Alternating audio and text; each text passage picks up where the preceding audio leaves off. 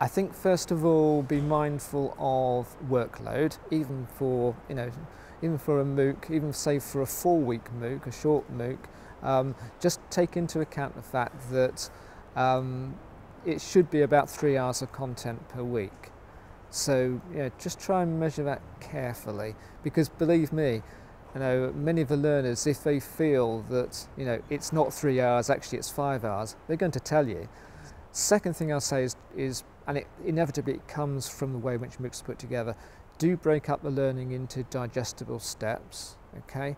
So that each step is almost like a complete mini bit of education in itself, and that makes it more accessible, more digestible for the learners. The other thing as well I would recommend is, as far as possible, make each week of the MOOC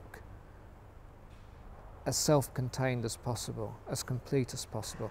The reason for this is that many of the learners, when they do study MOOCs, they sometimes only go to the week or the 2 weeks which represent the subjects which they're really interested in. We've got to be honest about this. They sometimes don't want to do the whole of the MOOC. They want to go to the areas which they're interested in or concerned about. Some do want to do the whole course and get to the end and get the certificate of participation. Okay, they're wanting to do it as a piece of education. I think particularly I've learned this from managing my investments. Part of the content of that is very, very complex. And we felt the best way to get across these most complex points was not to have loads of text, but actually to have audio-visual materials and also to have animations. And I felt that certainly those most difficult parts of managing my investments were made more accessible by the fact that people had an animation or a video which they could then replay, and gradually, hopefully quickly, when it comes to these complex issues, the penny would drop.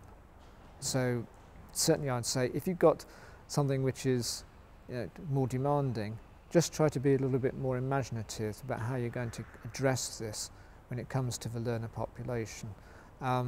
Rather than just say, well, here's another collection of text with a couple of images and a table. Just try to be a little bit more imaginative.